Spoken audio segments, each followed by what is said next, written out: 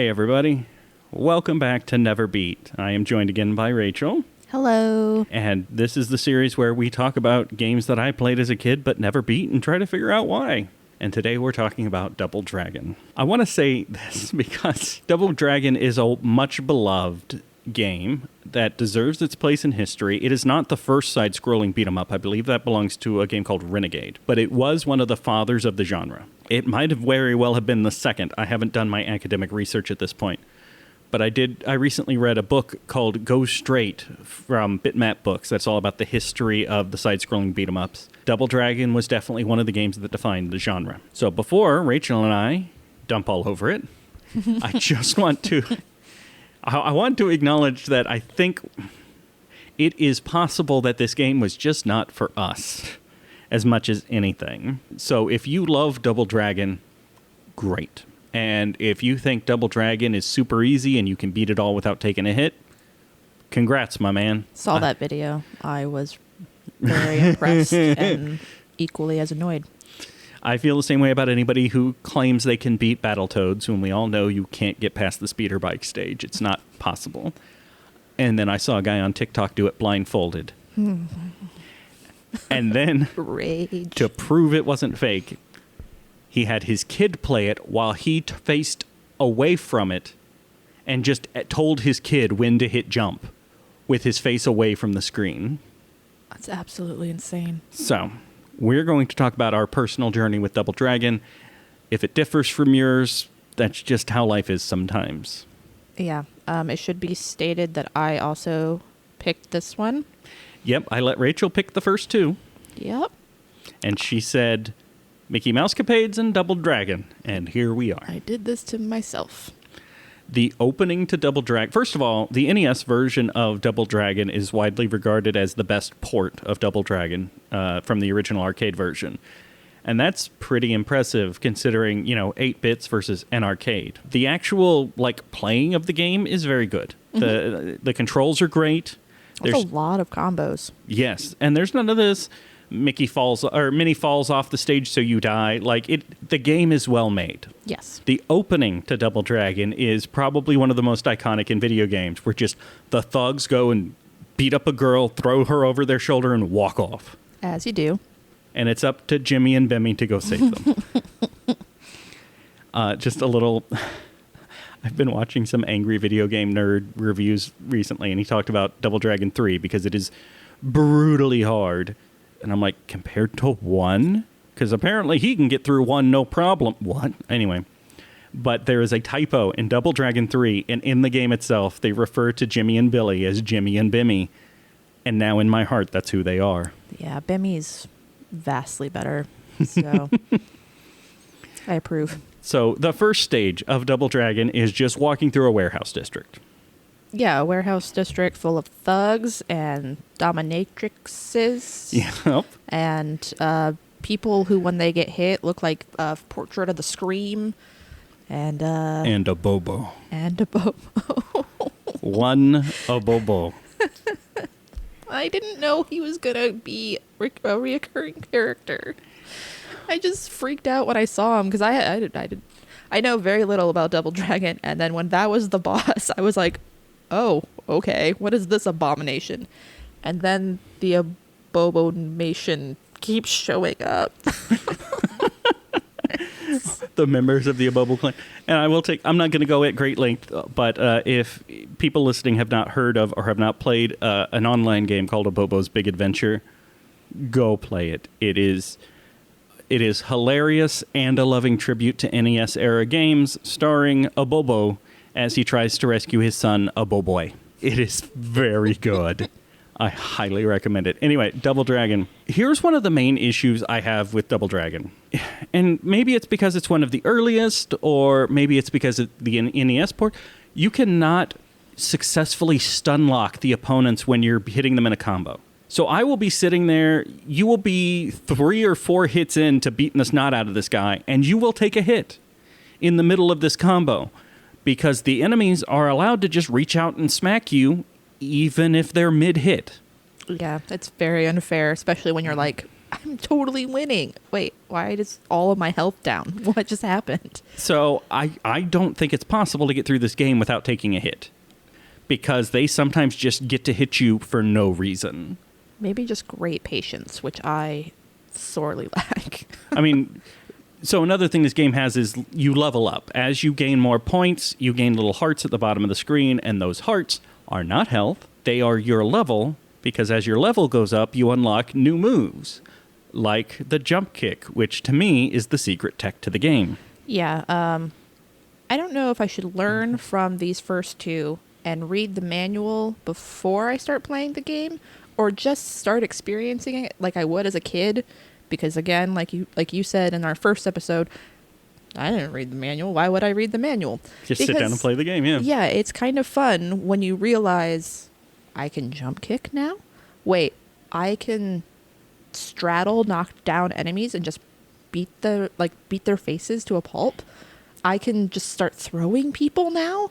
What is this? And it just like gets exciting every time you like, when you realize what's happening. It's like, what new move did I get this time? And that's probably the most excited I got for Double Dragon. Probably the first year or two I had this game, I did not know you could jump in this game. Yeah. Because this is one of the rare examples. I think A kicks, B punches. I might have that backwards. It doesn't matter. Yeah, whichever. A and B together jump. And it never occurred to me as a kid to try hitting A and B at the same time for a different result. Yeah, because that would just be a punch kick. Yeah, combined, they do something entirely different. Just like, even though it's so easy to do, hitting forward twice lets you headbutt. It took me forever to realize what I was doing. I was just like, why does he keep freaking out? What's he doing? Oh, I'm doing that. I'm the one who's just making him go crazy. As a kid, I could never get... I'm jumping ahead a little bit, but I meant to say this at the beginning because I find it interesting. As a kid, I could never get past the third stage. Initially, it's because I couldn't get over the bridge, which has a small gap in it, because I didn't know how to jump. Later, when I figured out how to jump, I still couldn't get past the third stage because I couldn't figure out how to get through the third stage, and we'll address that when we get to it. Oh, third stage. But anyway, so you're in a warehouse district. Jimmy and or Bimmy going through the warehouse district, fighting all these people. And honestly, the first stage is very easy. Yeah. A Bobo can be difficult, but they let you have the boss battle in an area that has a conveyor belt that's constantly running. I don't know anybody who ever actually tried to just beat a Bobo. You try to knock him down so that the conveyor belt carries his body into the pit. Yeah, which is, again, pretty exciting when I realized that was what was going to happen. I assumed it was. But again, I don't have a lot of hope. It's great when it works. Yeah, when it works, and when it's not you. But yeah, that was really exciting to be like, okay, yes, cool. The elements of the world around me might actually benefit me in some way. And yeah, most of the time, no. But that was really satisfying to see a Bobo go bye-bye.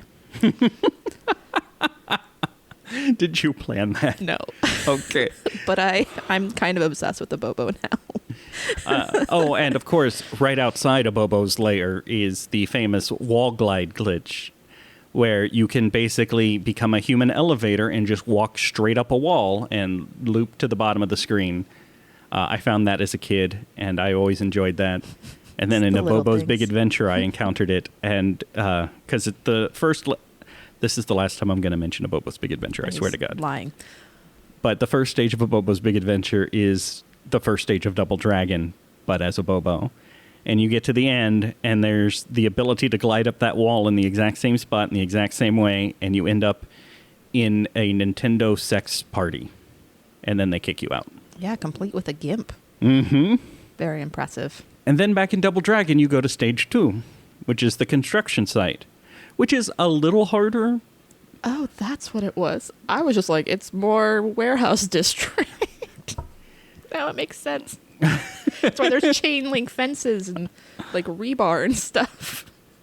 Oh. A little bit into level 2 is where you unlock the jump kick, and then this game becomes a lot easier. Yeah, the jump kick is great. That's when I learned you could like jump kick knives and stuff. I felt like Chuck Norris is great. My strategy with the jump kick, and this works on Abobos and other bosses, you jump kick at an opponent and you immediately begin to circle down and back around to get into position to do it again, the only defense enemies have against the jump kick is to duck, which just means the jump kick doesn't land. And by the time they stand up from the duck, if you immediately are moving back into position to try again, they can't do anything to you. They can't hit you. Once you get the jump kick, you can get through this game without getting hit by an enemy. Yeah. I mean, it takes longer because the jump kick, when it lands, knocks them down, then they got to stand up, but it doesn't do as much damage as comboing them and knocking them down. So it does take longer, but it is a way to avoid taking damage when you're low on health. Yeah. It's not cheating if it's part of the game. Enemies are now throwing dynamite at you. Yeah, didn't realize you could pick that up for a while. I was just like, oh, okay, he missed. And now I'm just going to avoid that spot. Didn't realize, hey, if you just hit them in the face, they go down. And that's really satisfying too. Yeah, that's one thing we haven't mentioned is this game has items that you can knock the weapons out of the enemy's hands and pick them up and use them yourself. I love the whip. The whip is awesome, except I haven't figured out when it disappears.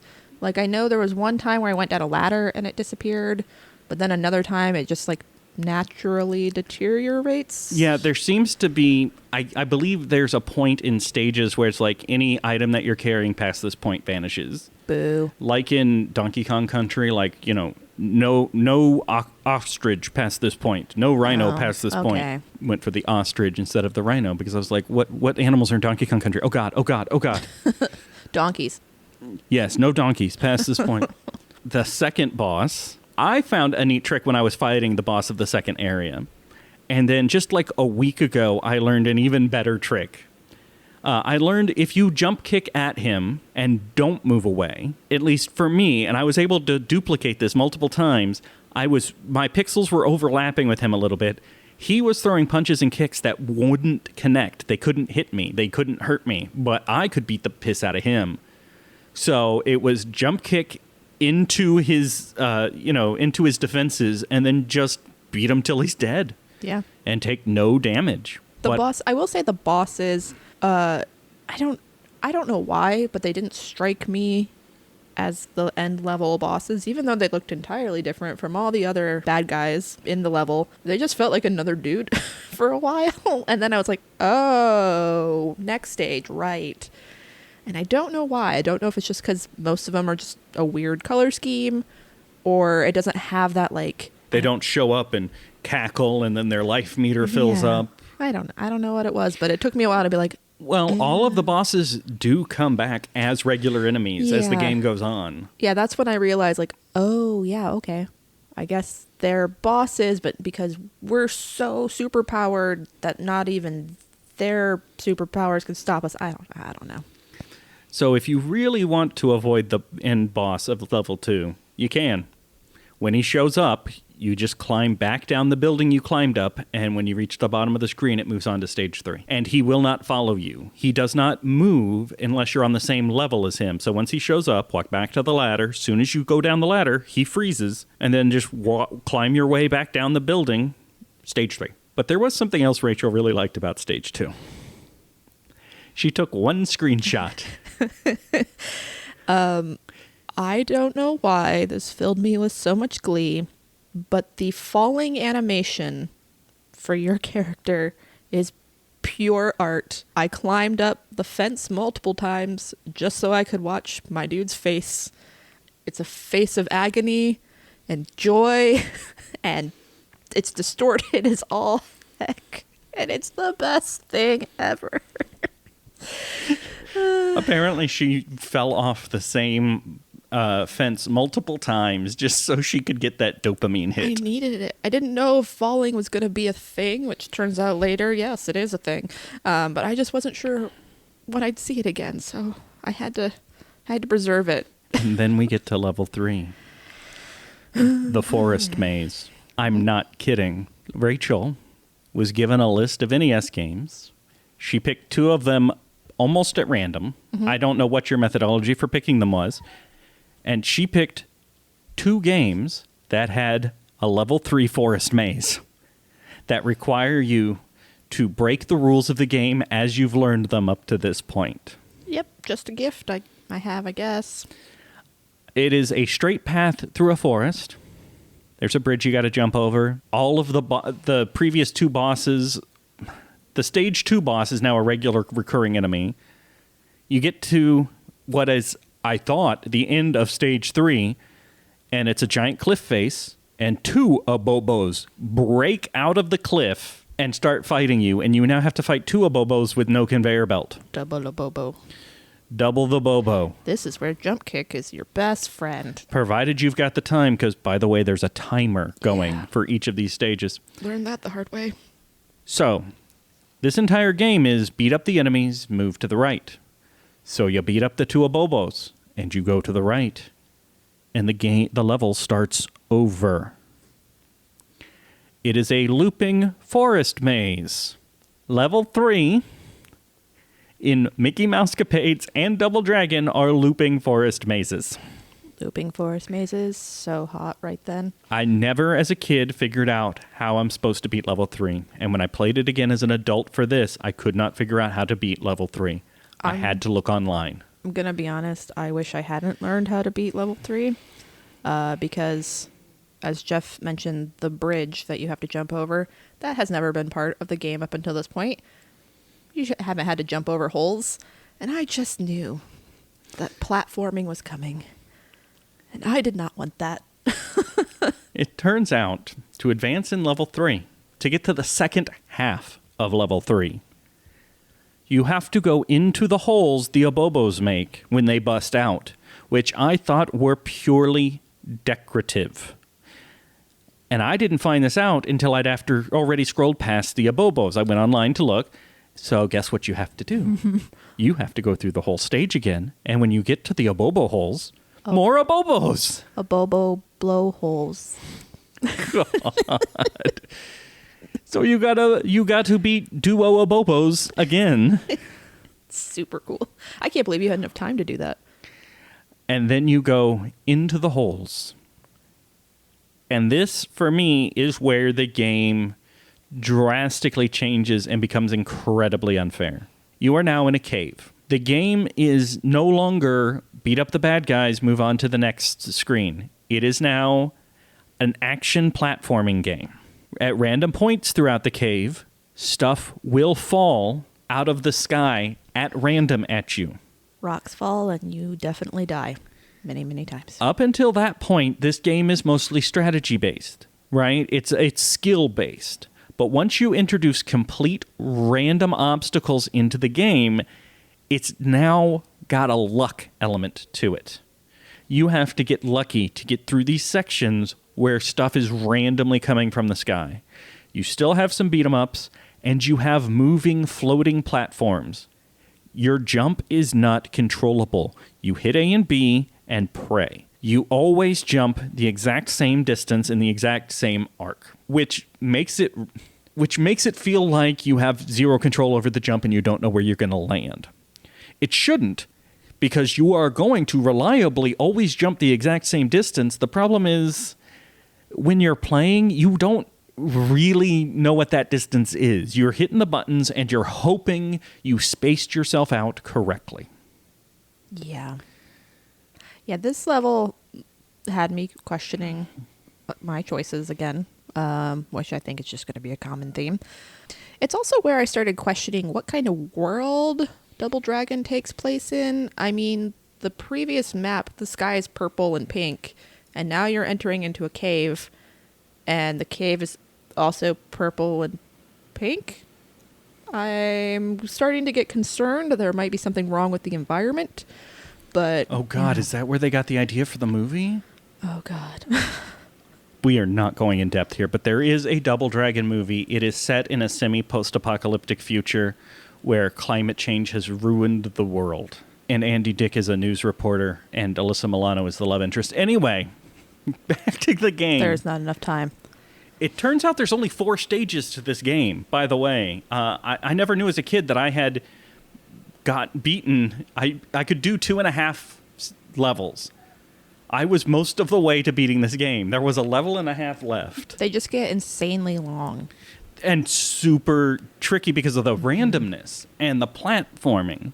So yeah, you got to go through this cave and floating platforms and blah, blah, blah. And then you get to... So level 4 is the main villain's hideout, and it starts out impossibly. This, okay, again, now, okay, we have purple, pink sky, purple, pink caves. Then we have a level that doesn't look like it actually belongs in this game. I'm sorry, but this villain's hideout is absolutely insane. What is it? Why? It's just black and white stone with skulls everywhere, but then it turns into like some weird cyberpunk thing. I don't know, but yeah, the start of this level is enough to just like raise your hands up and definitely acceptable rage quit. Up until this point, most of the game, maybe the cave wasn't, but most of the game, you have some up and down and some back and forth, some room that you can navigate. For chunks of this stage, there is no up and down. It is just you are walking left or right. That is it. That's your entire range of motion. The very opening of the stage has... The background is a series of small rectangles, and they shoot out at random to take out massive damage on you. And I don't mean like occasionally. They are constantly shooting out, rapid and random. I do not know how a person is supposed to get past that without taking massive damage without just luck.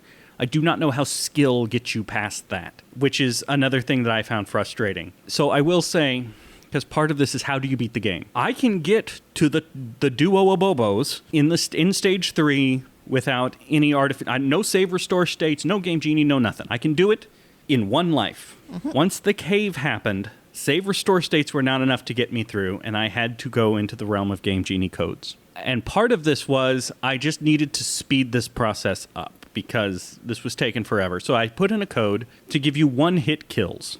Because now the other enemies were not really my main obstacle. The environment was my obstacle. So I just wanted to be able to kill enemies quickly so I could get to the parts I couldn't handle, which was the environment. Then I learned, because it was one-hit kills, I wasn't leveling up. So I wasn't unlocking all the cool attacks, like the jump kick, which I need. I need the jump kick to survive. So I had to put in another code to level up fast to address the fact that the first code wouldn't let me level up. Then, with massive amounts of save restore states, I was able to beat this game. Yeah, it goes from like, okay, that was kind of challenging, to I hate this, I hate everything. I thought I was doing okay. I was kind of proud of myself there for a minute, but the game had other plans for me. Yeah.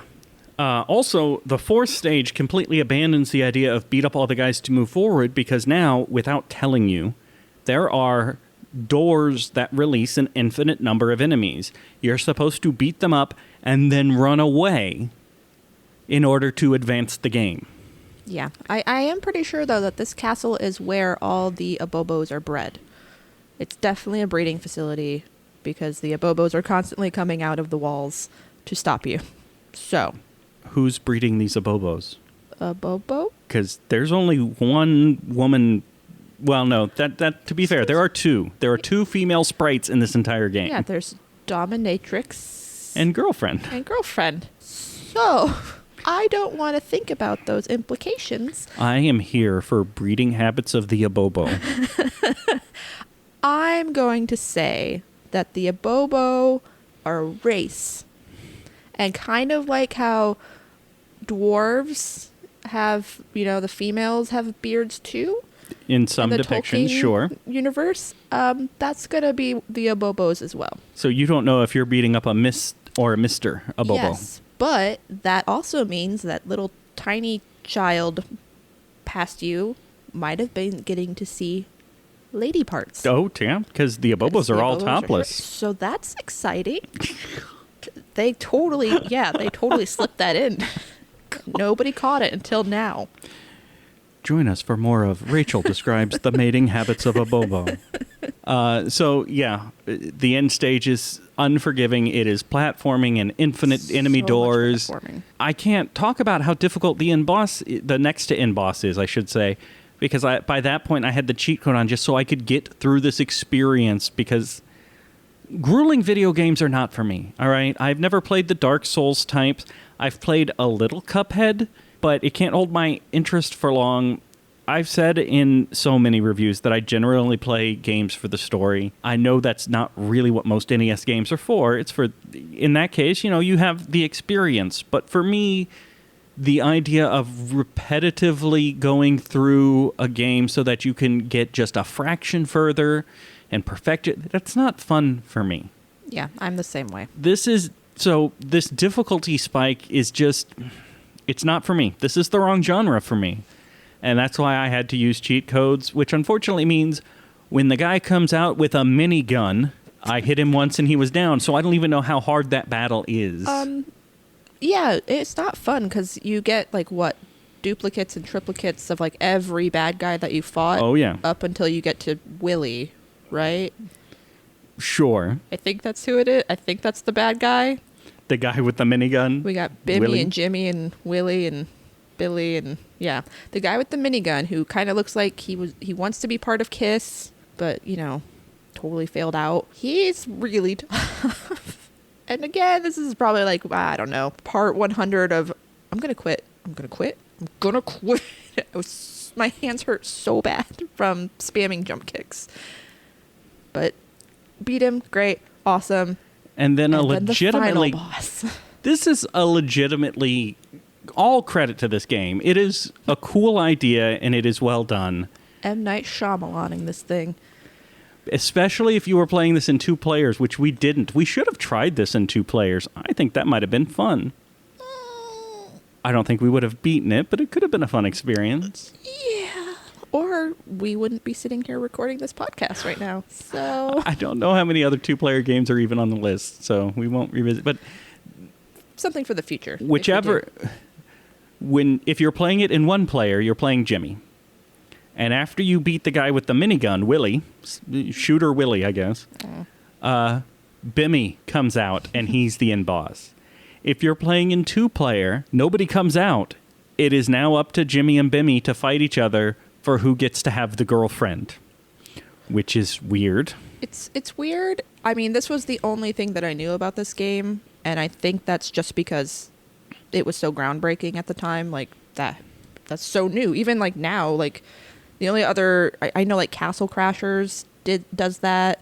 But I can't really think of a lot of games where it suddenly turns you against each other. I know there's a couple There's a Star Wars one where it's Anakin and Kenobi. Oh, yeah. And then there's that 2-player where we have to break out of jail game. I know there's that one. But it's still really This is really impressive. Yeah. And you don't see it coming. In our JRPG reviews, we talk about surprise bosses, and that's definitely what this is. Although, to be fair, the idea of a surprise boss is the whole time you think the boss is X. We're going to get X. X is the boss. He's the big bad. What do you mean I have to fight Y? And as opposed to this one where you're just I just got to get to the end. I don't know who these enemies are. I don't know who the boss is. All right, guy with a gun. Cool. Oh, cool. I beat the guy with the gun. Why do I have to fight my brother? Yeah, the implications aren't great. Yeah, because even if you're doing it on 2 players, it's well, was your girlfriend... I don't know her name. Nobody does. Meredith. Marley Meredith is fine. Yep. Marley Meredith. So, is she actually seeing both of you? Is she actually, is she in love with Bimmy and not Jimmy? Is she in love with Jimmy, but Bimmy's gonna kill his brother to steal the girlfriend? My headcanon now is the 2 of them beat Willie together. They turn to each other and go, all right, it's time to save my girlfriend. What do you mean your girlfriend? Hey! And then the fight begins. I just like that you said they beat Willie together. But the other worrisome thing is if you did just play it... You're 12. Yep. If you did just play it 1 player, and your brother now comes out, is he the actual leader? Was he the mastermind of the whole kidnapping thing? Because he's in the room where your girlfriend is. Mm-hmm. And if you beat him, does that mean... And then there's sequels where they fight together again. Yeah, so if you beat him, do you become the leader of the... What are they? Black-eyed snakes or something? I thought you were going to say black-eyed peas. Yeah, this whole thing is you're just beating Fergie and Will.i.am. That's the guy with the gun, Will.i.am. Yeah, perfect. Yeah, I don't. We're getting punchy now. But yeah, I don't really know. It's weird, but it's also amazing. It's really fun. And then yeah, you suddenly return back to a normal looking world. Like she's now just in an apartment that she was being held in. Inside this massive fortress? Massive like death metal / cyberpunk fortress. But there's like, it just looks like a normal like apartment, but there's like a cat there. So it's like, did the bad guy or your brother buy her a cat to placate her, or like has she secretly been living here all along? Because she looks really comfortable. I mean, she's just taking a nap before you show up. So you picked 2 games in a row with a level 3 forest maze, and the end of the game is you interrupting some lady's nap. Yeah. Leave the women alone. They just want to sleep. Girls just want one thing, and it's disgusting. It's sleep. Yeah, and then, okay, you get a nice little kiss from your Pookie, and game over. Or your brother's Pookie, depending. Or your brother's Pookie, yeah. Whichever canon you want to believe, I guess. So, there's a lot of good aspects of this game. First of all, the first 2.5 levels I think are great. Yeah. Then I think the very nature of the game turns, and it's not the experience I've been having. And I don't like that. And this is not a genre in which I'm great either. The occasional side-scrolling beat-em-up I kind of enjoy, but as soon as they introduce all the platforming and... No, this is not for me. This is not a bad game. Mickey Mouse Capades is kind of a bad game. Yeah. Yeah. This is not a bad game. It is a very hard game. Yeah. But I was impressed by the graphics, just the sheer number of combos and moves that you unlock. Like, it wasn't just punch kick, which is pretty crazy. But yeah, as soon as it gets to just turning into a platformer, it is not fun. It's not fun anymore. But I will say, I mean, I had never played Double Dragon, but now you have. Now I have. But I was super obsessed with like Streets of Rage growing up, and I was like, Russ is a big Streets of Rage fan. I was like, oh, there's the whip lady. Oh, there's a guy with a bottle. Oh, there's a guy with the knife. Yeah, give me the knife. So it was nice to be like, okay, well, I obviously see the correlation here. It's not very well hidden at all. But this is the granddaddy. Yeah, it felt familiar, which was exciting for being something new to me. So that's going to be the end of this episode, but Rachel and I will return. I'm going to pick the next 2. And if the next game has a stage 3 forest maze... Or a sleepy lady at the end. Oh, God, I think it might, actually. Oh, no. Oh, God.